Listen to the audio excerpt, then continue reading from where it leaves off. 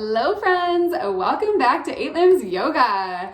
So today we are on the last ethic of the Yamas, which I think is a great bridge into our next sutra, which is the Niyamas. So the Yamas are really concerned about others and the world in which we live, whereas the Niyamas are more about our own personal daily lives. So this ethic that we're working on today is Aparigraha. And Aparigraha is the ethic of not coveting, non-greed, non-attachment. So it really works as a great bridge between the two. And this ethic, just like so many that we've been talking about earlier, you can look at it from a very surface level or, go a lot deeper and kind of find the more subtle spiritual nuances. So when we look at Aparigraha on this more surface layer, it kind of comes down to not coveting or not hoarding material possessions that are in excess or are not needed. And this is really hard in our society because we are taught from a very young age, from a lot of advertising, that, the more that we have, the more worthy we are, or, the better our status is. And, I think that starts off at a very vicious cycle, because what ends up happening is, even though we might be fulfilled in the moment of a new purchase, it shortly, wears off, and then we're left feeling empty again and then searching for more. And I think that comes from, not actually being satisfied from within. So I would argue that, this desire or this, wanting, this grasping for outside ourselves really comes from two emotions, one being desire and the other being fear. And I think fear comes from, insecurity within our own self, not having safety around us. And then that leads us to desire more, having more to kind of make up for that. Even though I feel like our basic, most fundamental desire is love. It's not material items, which is so interesting because the cycle of, feeling isolated and then having more to, protect ourselves or whatever, make ourselves feel better, then actually continues to isolate us. We're not then sharing, we're just hoarding. So I was doing a lot of, looking into different articles and different videos to make this one, and I ran across a woman, her name is Swami Karuananda. And she has this beautiful video that I'm going to link below in case you're interested. But she tells this story that I really feel like illustrates this idea. And so the story is that this man walks into the building and there's two doors. And one door says heaven and the other door says hell. And so he decides he's going to walk into hell first. And what he finds when he gets there is this group of people sitting in a circle around this like smorgasbord of food, and all of them have spoons with handles that are long enough to reach in. But he notices that every single person here looks just emaciated and they're miserable and they're starving. And so upon a little deeper inspection, he starts to realize that every single one of them has this brace or this splint right across the elbow. So although they have everything they need in front of them and they have the tool to get it, they can't get it into their mouth, right? So they're starving because of it.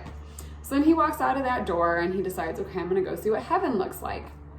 He was so shocked because when he gets in there, he sees the exact same thing. Group of people, massive smorgasbord, they all have the same tool, they all have the same splint. But for some reason, these people look very fulfilled, very full, healthy, nourished. And so he sticks around a little bit longer because he's like, wait, what's going on here? And he starts to realize that when they eat, instead of worrying about feeding themselves, they work by feeding the person next to them. In turn, everyone gets fed. So I just thought that was such a brilliant story to kind of illustrate this idea of when we come from a place of fear and we're really on this island alone, we then perpetuate that in our life and we're not being filled by the one thing that our soul truly needs, which is love from others. So this story also leads me into a great segue of another way of looking at this ethic, because some people might look at this and go, well, look, I've got my material possessions under control. I don't have a shopping problem. I don't really care about a new car, whatever. But then I might ask you to think about, do you ever eat more than you need to? Do you ever put more on your plate than you end up eating? You know, waste is just such a big thing in developed countries, and we often, hoard our food because of it. So that's another way to look at this and just examine it in your life. And another way to look at it, which is the way that really I think hit me the most of, hey, that's an area I could work, actually comes from the Bhagavad Gita, when Krishna says, "Let your concern be with the action alone, and never with the fruits of action. Do not let the results of your action be your motive, and do not be attached to inaction." And boy, does that speak to me. I feel like if anything, this sentiment is really what started me doing this YouTube channel. I often found myself, having these great plans in my head of things that I want to do. And instead of just taking it step by step and being in the present moment with those actions, I would jump right ahead to the results. Like, what do I want to see from this? What do I expect from this? And that oftentimes then was so grand, that it would be, so much pressure to even begin, and I wouldn't. It would stifle the entire process in and of itself. So, that's what I really let go of that to start this channel. And when I did, I found these videos are coming pretty easy to me, and I'm not so worried about how many followers or, people. As much as I love sharing this information, I'm really on my own journey, and this channel in and of itself was me fulfilling that for myself. So super interesting too that, I wasn't looking to practice aparigraha on this journey, but I think that's what I love about the sutras, is they just come so naturally, and they're things that when you are on your journey, you may not know, the name of what you're doing or whatever, but they just start to fall into your lap of, these are things that I should work on. You start to become more aware of places that you just want to grow. So another person that I ran across while I was doing some research for this video was Paramahansa Nityananda. And he said something so interesting that I thought I would add it in here. And he said, the people who surround those who are practicing ahimsa, the ethic of nonviolence, those people are going to live great lives. The person who practices aparigraha, that person will live a great life. And I really think it's because, when we're holding on, when we're clinging either to material possessions or to our own thoughts of the way things need to go, we're not leaving space for the divine to come in and produce miracles. And so it's when we let go of things we don't need, of what is no longer serving us, that we then open this space, and then we have faith. And that, I think, is the key point to this ethic. Having the faith to know that the universe will always provide, and then opening yourself enough and being vulnerable enough to let that happen. So this has been a really fun ethic for me to contemplate and dive into, and I hope you found it exciting as well, and I encourage you to look into it deeper, because this one is by far, so far for me, the ethic that has really got me thinking about areas in my life that I really need to work still. So as always, I try to bring the ethic and the essence of the ethic into our asana practice. And so for this practice, we're always working on these peak poses, but I thought, how perfect for today, instead of, grasping for something more, why not we just be happy where we are? So this flow today is going to be very flowy. I encourage you to try and, whatever this means to you, but fill yourself from within during this practice. Maybe that's, deeper breath work. Maybe it's, these sahaja movements that are more, rhythmic and organic than just our normal holding and breathing poses. So whatever that means to you, I encourage you to fill up from within from this practice and let go of the desire to want to come into a crazy shape or a peak pose. So when you're ready, let's hop onto the mat. Let's begin. All right, so let's come onto our mats and find a comfortable seated position, making sure that we're grounded in our sitting bones, spine is nice and tall, and just closing down the eyes and starting to tune into the breath. So Aparigraha, as I was mentioning, really comes from not being fulfilled from within. So I really feel like one of the best things we can do to find our inner self, our inner fulfillment, is just taking a couple minutes out of the day, closing down the eyes, and starting to even ask, who am I? What does fulfillment mean to me? How can I acquire that? So maybe just taking a minute as we go through our stillness to ask yourself those questions.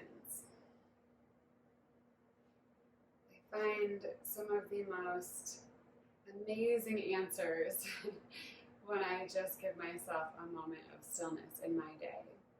And even if you don't have a particular meditation practice, even just taking a couple minutes before you get going into your asana practice is very helpful. It's a great way to start getting into that still space.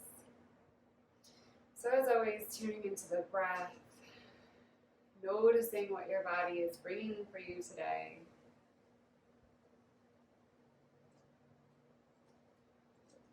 Maybe starting to elongate the inhales and then matching the exhales. Drawing the inhales in through the belly, filling up there, and bringing them into the chest, into the collarbone area.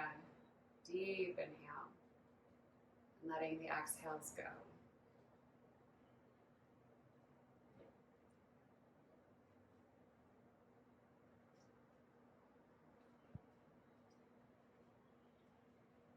And then take one more round of your breath just like this. And then on the bottom of the exhale, we'll float the eyelids open, and we'll start to find some movement. And as I mentioned, this flow is going to be very flowy, very fluid.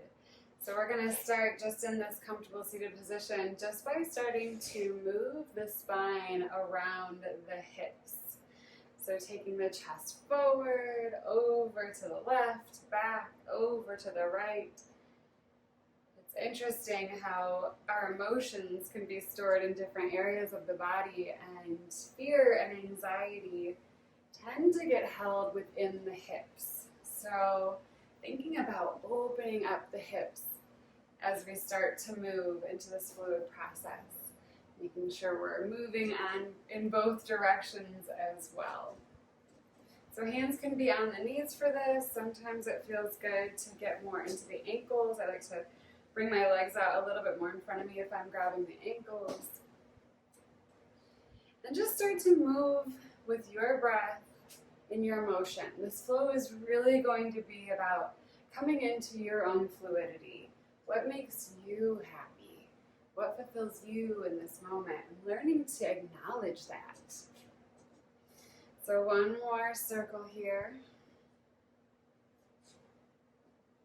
Beautiful, and then come back to center. We're going to inhale, the arms come up. As we exhale, come over to the left, maybe planting the left hand on the ground, really reaching through the right fingertips. And then we'll inhale, come back up, exhale, take that over to the other side. And then find just some fluid motion here. So just coming over, tapping on the ground, and then springing yourself back up. Not really thinking about alignment or if your hips are coming off the mat. Normally we talk about grounding those down.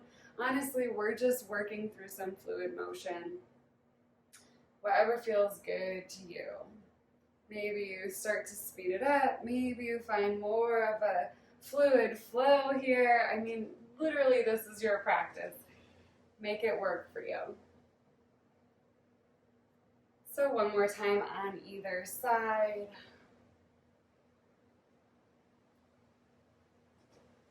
Perfect. And then we'll come both arms up overhead. Exhale the arms down. Bring the palms into the hand. Bow the chin toward the chest. Close the eyes just for a moment. Maybe setting your intention for this practice. Maybe it's I am fulfilled, or I'm fluid, or I have everything I need within me. Whatever that may be, finding that reason you came to the mat today. And then we'll start to begin. Go ahead and come on to all fours.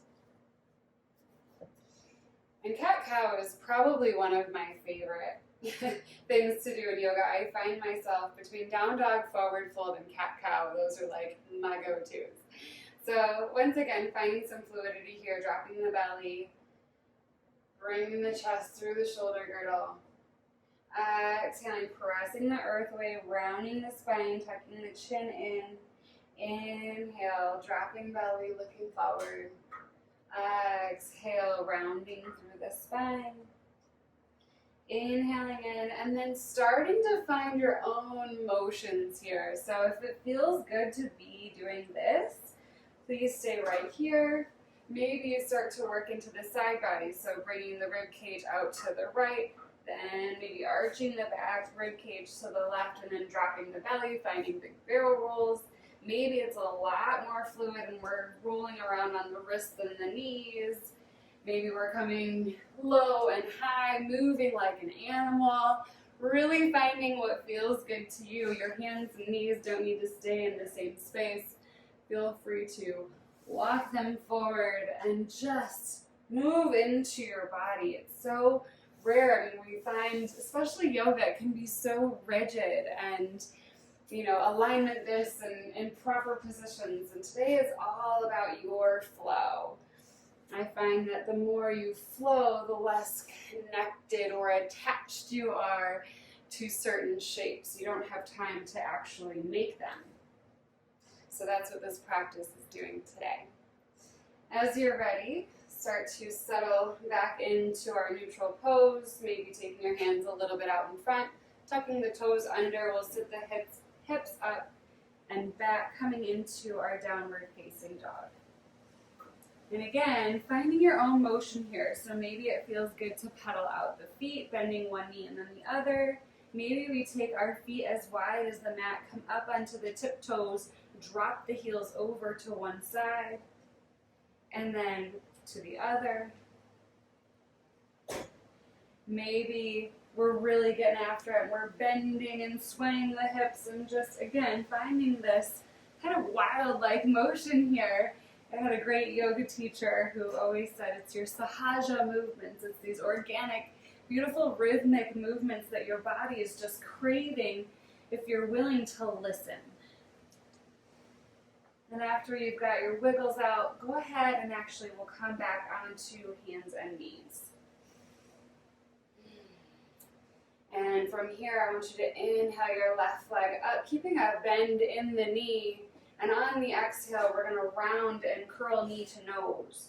Inhale brings you back up, really lifting the chest up. Exhale draws it all in. Inhaling, lifting. Exhale, drawing. Inhale, lift. Exhaling. Finding this opening through the front body, working into the hip as well. Warming the body up. Exhale one more time. And go ahead and drop that knee. We'll take that on the other side. Inhaling, right knee up, keeping a bend in that knee. Exhale, drawing it all into the midline. Inhale, really extending through the chest and heart. Exhale, drawing it in. Inhale, gaze goes forward. Exhale in. Finding more fluidity here, up and down, and breath is in and out. In and out. Working with your body, what feels good, going at your own pace.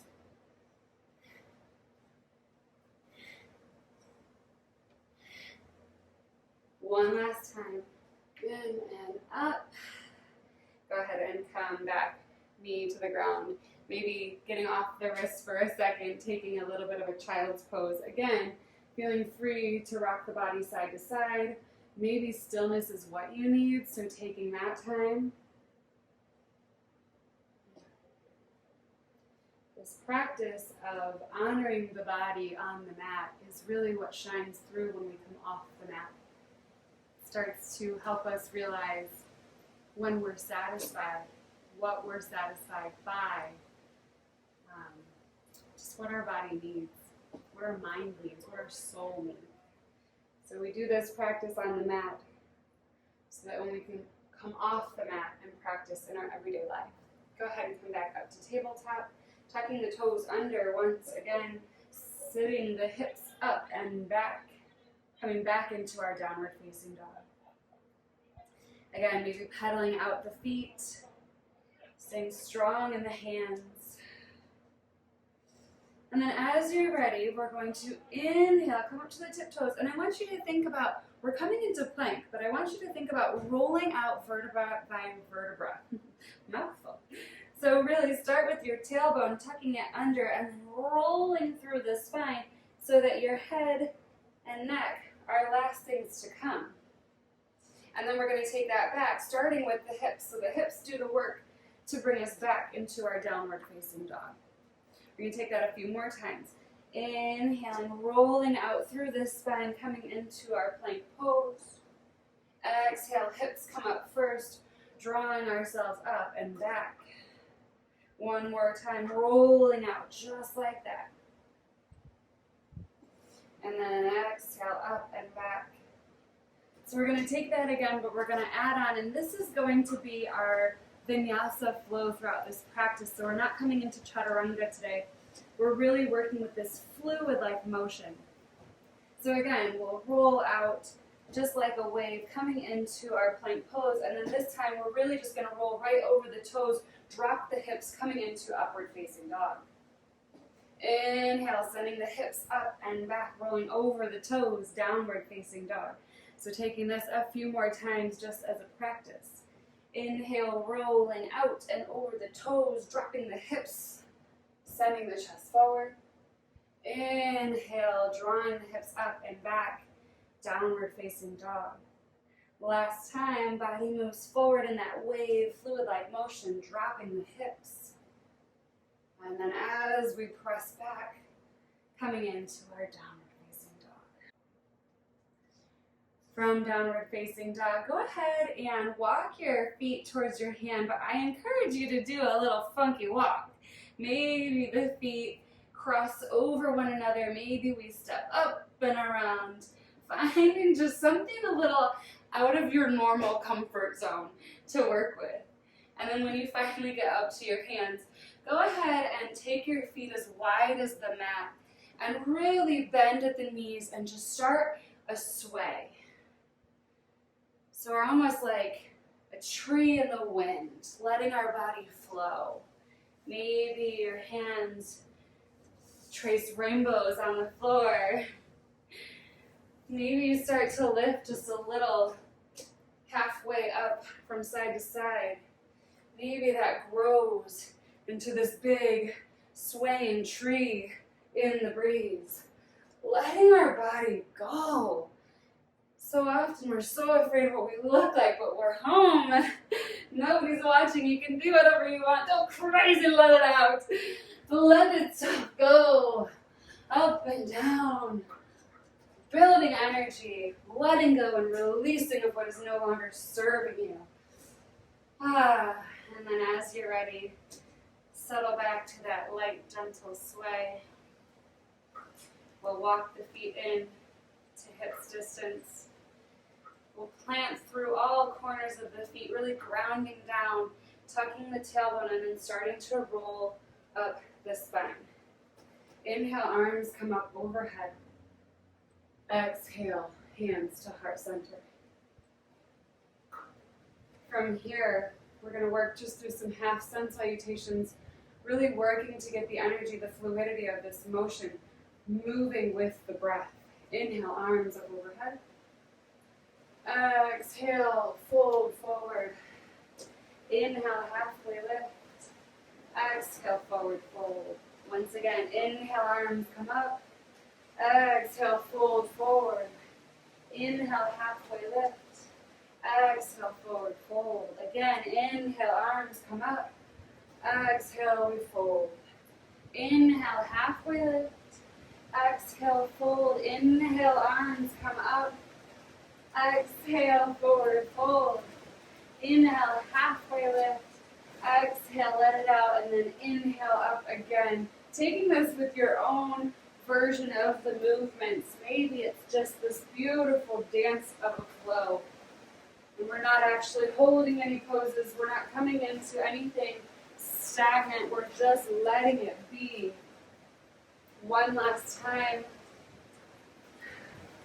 And when you find yourself at the top, bring the palms up and then bring them into heart center. Ooh, what a fun little flow, right? And then we'll move again. Inhaling, arms up overhead. Exhaling, hands through to heart center all the way down. Inhale, halfway lift. Exhale, go ahead and step your feet back to our downward facing dog. From here, we're going to inhale the right foot up toward the sky. Exhale, drawing the knee into midline and then dropping that foot in between the hands. From here, we're going to plant the back foot down, coming into our warrior one. Inhale brings us up. And as soon as we come up, we exhale to open into our warrior two. From warrior two, we're going to come into reverse warrior, but with a little bit of a variation. So instead of dropping the back arm down the leg, I'm going to have you bring that back arm in front as your right arm, your top arm, goes up and over. From here, we're inhaling and then exhaling, coming into our extended side angle, only same thing. Instead of dropping the elbow, we're bringing the right arm this time in front, bringing the left arm up overhead. Inhale back to warrior two. Exhale, straighten out that front leg, shift the hips back. Inhale brings you over. Exhale drops you down. Inhale comes up. Exhale, bending that front knee, cartwheel the arms down to frame the foot. Stepping back into our downward facing dog. From downward facing dog, we're finding that wave roll again. So coming up to the tip toes, tucking the tailbone, rolling through each vertebra, coming into plank, and then rolling over the toes, dropping the hips, coming into upward facing dog. From here, sending the hips up and back, rolling back over the toes, downward facing dog. Taking a breath, taking a moment. So I'm setting this up for you where we're going over it a little bit slower, and then we're going to roll through this flow a couple different times, hopefully to the point where you get it on your own and it's just you and your fluidity, letting go of any attachment to the shapes that we make. Inhale, left foot up. Exhale, drawing the nose to the knee and then stepping that foot in front in between the hands. Pivoting on the back foot, planting that back foot firm. Inhale, coming into our warrior one. Just as fast as we get there, we're inhaling, opening up to warrior two. Again, reverse warrior with the right hand coming up, or coming in front and down. And then we inhale up, taking the left arm in front this time, bringing the right arm up overhead. Inhale, back again. Exhale, straightening out that front knee, shifting the weight or the hips behind. Exhale, drawing yourself forward, dropping the hand down, reaching up. Inhale, come back in, sink down into the front knee, warrior two. Exhale, pivoting the arms, coming back into our downward facing dog. From here, rolling through our version of vinyasa today. Coming up through the tip toes, rolling into that wave, all the way over the toes, sending the hips down, chest comes up. Exhale, bringing it up and back. So we're going to roll through that flow a couple more times, a lot more fluid. Inhale, right foot up. Exhale, bring it through. Inhale, warrior one. Exhale, open to warrior two. Inhale, up and back. Exhale, up and over. Inhale, coming into our triangle pose. Shifting the weight back, dropping the hand over that front foot. Inhale, coming back to warrior two. Exhale, cartwheel the hands, step it back to downward facing dog. Inhale, rolling into plank, dropping over those toes, sending the hips down. Inhale, bringing your hips up and back. And then again, inhaling that left leg up, stepping it through, planting the back foot down. Inhale brings us into warrior one. Exhale, warrior two. Inhale, up and over, reverse warrior. Exhale, over to extended side angle variation. Inhale, coming up, extend that front knee, shifting the hips back, dropping over that front leg. Inhale, comes back up. Exhale, sinks you down. Cartwheeling the hands, stepping back to downward facing dog. Coming through our variation here, over the toes and dropping the hips. Inhale, up and back. Exhale. Find your breath. So you notice when you are just fluid and let things go, you don't have time to attach. Time to attach to the shapes that we're making. Time to attach to things that you don't need. We'll roll through that one more time. Inhale, right leg comes up. Exhale, step it through. Pivot on the back foot. Inhale brings you up to warrior one. Exhale into warrior two. Inhale, up and back. Exhale, forward. Inhale, straightening the front leg. Exhale, sending the weight over. Inhale, coming back up. Exhale, bending the knee, planting the hands on either side of the foot, pushing back to downward facing dog. Inhale, rolling out into our plank pose, dropping the hips, gaze goes up. Exhale, sending it down and back. Inhale, left leg goes up. Exhale, steps it through. Pivoting on the back foot, inhale to warrior one. Exhale, opens up into warrior two. Inhale, reverse warrior. Exhale, up and over, extended side angle. Inhale, straightening that front leg, shifting the hips back, and then leaning forward, triangle pose. Inhale, up. Exhale, sink into that knee. Plant the hands, step it back, downward facing dog. Inhale, rolls you out over the toes, drops the hips, chest goes up. Exhale, press it back, downward facing dog. Whew. This is such a fun flow that I feel like when I need to get out of my head, that's where I go. From here, go ahead and just walk your feet towards your hands, stepping the hands outside, or stepping the feet rather, outside the hands. Go ahead and just start to drop the bottom, coming into Armalasana squat. So as I said, oftentimes we get quite a few emotions stuck in our hips. So hip openers tend to be, one, really hard for people, especially when they're holding on to a lot that they may need to let go of. And very beneficial at the same time. So again, finding maybe a little sway, maybe we place one hand down and turn it into a twist. Whatever your body is calling for. And then we're just going to come hands behind the bottom, sinking ourselves down. And we're going to come into a little Janu Shirsasana.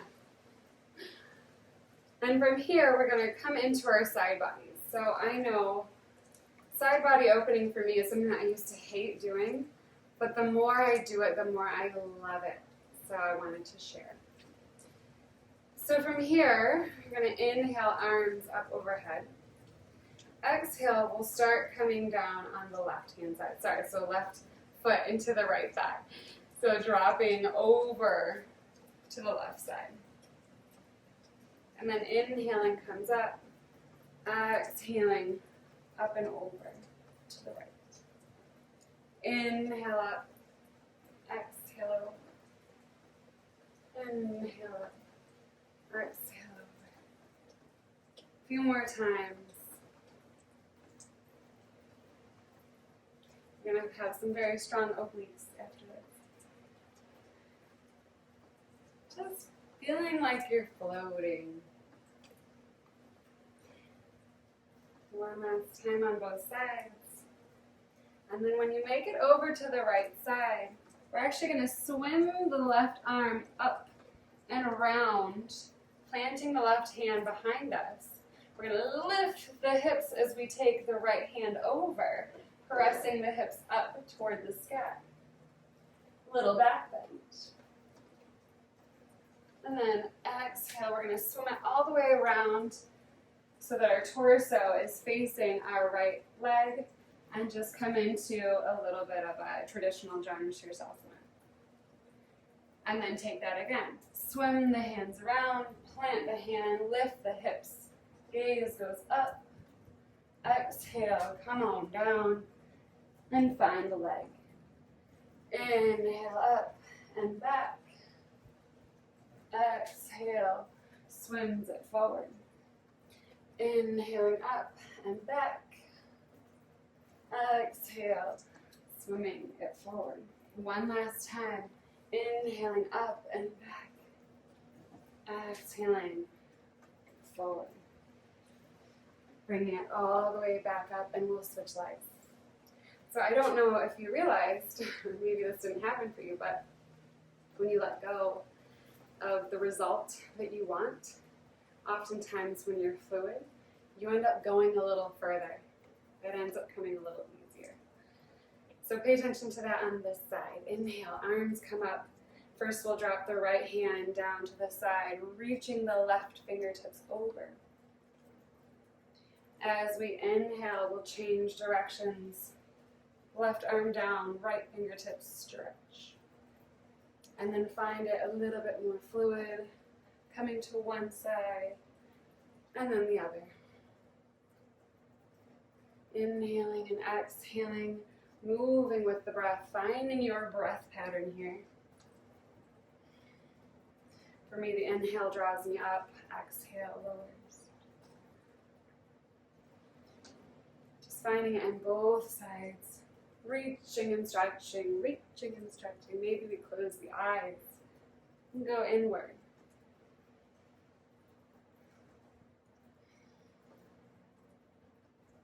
One last time on both sides. And when you come over to the left leg, we're going to take the right hand this time, swim it around in front, dropping the right hand behind us, lifting up from the hips, arching into the back, finding that back bend. And then as we exhale, swimming it around again, torso again faces the left leg, and come down. Taking that a little more fluid, inhaling up. Exhale brings you down. Inhaling up. Exhale brings you down. Inhaling up. Exhale down. Last one. Inhale brings you up. Exhale brings you down. Beautiful. We're going to come now into Paschimottanasana. So bringing both legs out in front of you, finding your Dandasana staff pose first. So just finding a nice straight spine.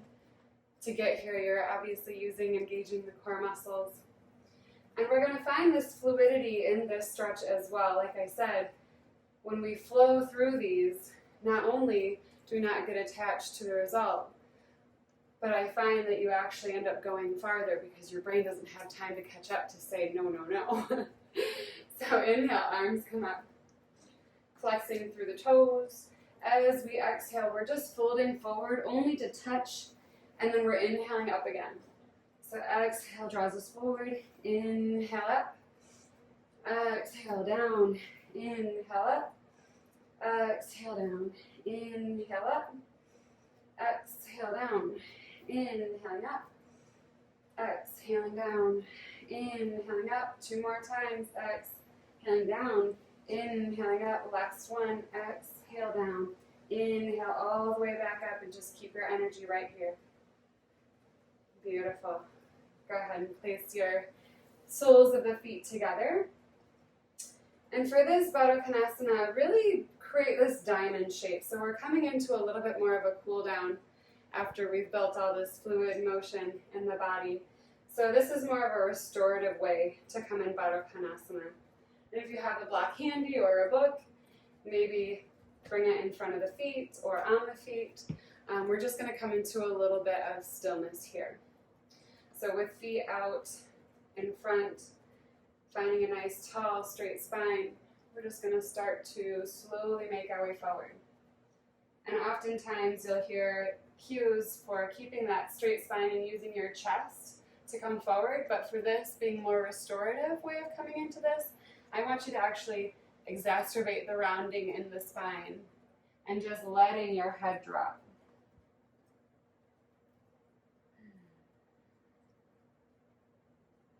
And again, taking time here to just check in with the body, check in with your energy, do a little self-reflection while we're here.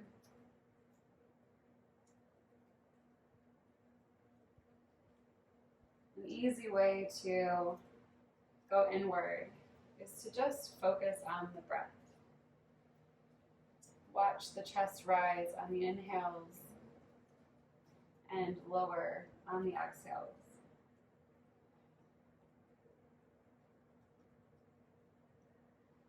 Watching the inhales and exhales is a great way to slow down the mind.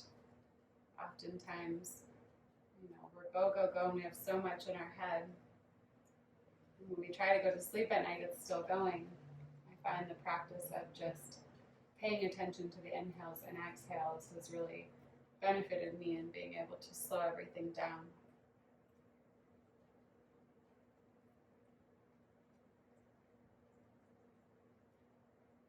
One more breath here. Now as you're ready, start to walk your hands up, helping yourself up. If you had a prop, go ahead and remove, and then taking the hands on the outside of the knees, just gently guiding the knees open or closed. And then go ahead and come sit back a little bit on your hands. We're just going to windshield wiper out those hips. So dropping the knees over to one side, and then the other, over to the other side, and then the other. And then from here, go ahead and find yourself all the way down on the mat, squeezing the knees into the chest. And go ahead and drop the left foot down, planting the foot on the mat. We'll take the right ankle and swing it over that left knee. So we're coming into our figure four, our hip opener. So again, really working into the hips, trying to build some fluidity and opening into the hips today. From here, maybe this is enough for you. Remembering to flex the toes back towards the knee and then think about drawing that knee away from the chest. If you want to add on, again, not being attached to any shapes, but if you want to add on for just a little bit deeper of a sensation, go ahead and lift the toes of the left foot off the ground. Maybe we send the hands through and bind behind the hamstrings, or maybe if we're more open, on top of the shin. Can also encourage that right knee open by pressing the right elbow into the thigh. But again, just listening to your body and where it wants to be. Notice here if you are hovering off the mat to be where you're at, or if your shoulders are hunched up to the ears. Really think about drawing them down and away, and if that means letting go a little bit in the bind and not having it so deep, again, honoring where you are. Then we'll go ahead and just tune back into the breath, following the inhales and exhales.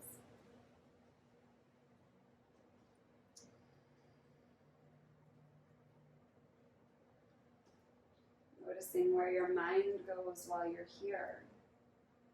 Can you stay present? I think it's easy to stay present when you're fluid and moving and trying to keep up with me, but when it comes to the still stuff, are you able to stay here as well? Last full breath in and release. Go ahead and plant the left foot back down. We'll release the right foot and then plant the foot of the right foot. And then when you're ready, inhale, bringing the left ankle over the right knee. Again, checking in with yourself just right here. If this is enough, please just be here, making sure to flex the toes back to the knee, pressing the knee out away from the chest. If you want to add on, we'll go ahead and bring the right toes off the ground. Again, the option to bind either behind the hamstrings or in front of the shin. Again, maybe drawing that left elbow into the thigh to help draw the thigh away from the body. Checking in with the toes, making sure they're flexed and pointed. Just helps with integrity in the knee. We don't want to torque any knees while we're here. And then checking in with the shoulders, making sure that they're grounding down toward the mat, away from the ears. Finding length in the neck, bringing the chin up so that we have a nice long spine.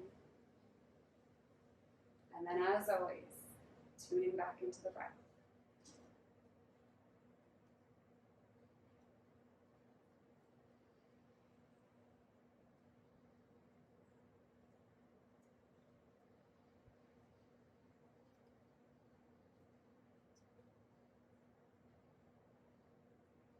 One last breath here.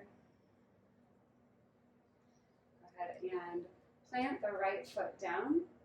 And I fractured this on the other side, so we'll make up for it. But we're going to ascend, so keep this package of your legs that you have going. And we're actually just going to drop the right knee down to the ground. So you should be coming into a little bit of a spinal twist.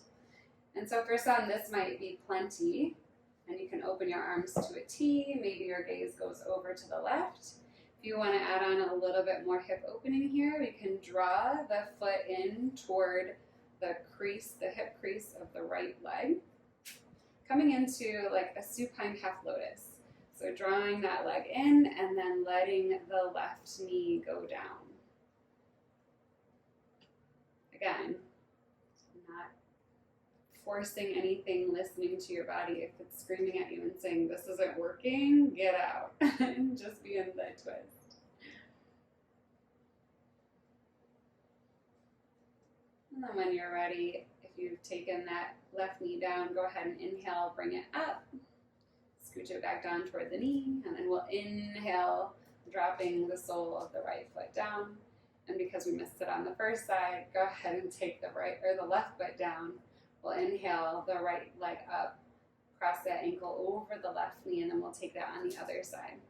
So dropping the left knee over to the left. Again, if this is plenty for you, maybe we just take the gaze over to the right fingertips this time and come into a beautiful spinal twist. If you want to add on a little bit, we'll go ahead and draw the right foot up toward the left hip crease. And then open that knee down. Again, kind of like a supine half lotus. Finding your breath wherever you're at.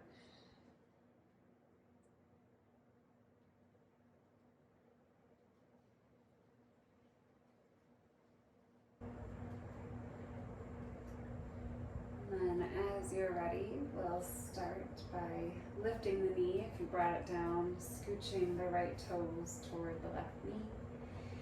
And then planting through the sole of the left foot. Go ahead and undo the leg. And then just find anything that feels good here. So maybe hugging the knees in. Maybe we find a happy baby. Maybe you want to windshield wiper legs one more time. Whatever you need to do to end this practice feeling fulfilled. And then as you're ready, squeeze into a tight little ball. Give yourself the biggest hug. And then go ahead and plop open, coming into our final pose, Shavasana. So this resting pose can look however you want. Maybe we come into this traditional starfish pose. Maybe your soles of the feet are planted, feet as wide as the mat and the knees are in. Maybe you find a wall and we do a little legs up the wall. Whatever feels best for you. And then we'll just take a few moments of rest here, letting the work be done. Letting yourself fill with gratitude for doing the work both on and off the mat.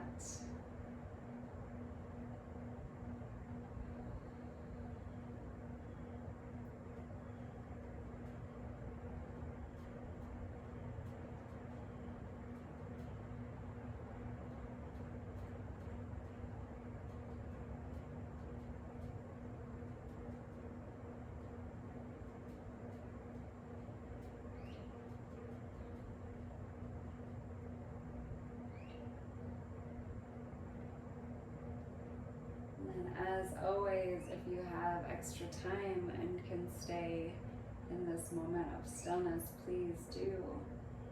Otherwise, start by bringing some movement into the body, wiggling out the fingers and the toes, rolling through the wrists and the ankles, maybe dropping your head from one side to the other. And then go ahead and squeeze the knees back into the chest one more time. And then drop your knees over to one side. Press your hands into the ground and slowly make your way back into our comfortable seated position. Once you get here, feel free to bring the palms together at heart center. Go ahead and drop the chin down, closing the eyes, and then lift the corners of the mouth into a smile. The true meaning of this practice, Aparigraha, is to have the faith to know that everything that we need in life will be provided. That we don't need to cling on to things that are unnecessary. And the more we let go, the more we find ourselves in common unity with others. And it is that love and respect that then fulfills our deepest desire. And we no longer have to search outside of ourselves. So I thank you for taking the time to practice with me today. I hope you take this practice off the mat as well. I am so looking forward to my journey with this ethic, and I'd love to hear about yours. If you have any great stories or things that you're really feeling like you need to work on here, please feel free to leave a comment below. I'd love to hear you share. Thank you so much again. Namaste.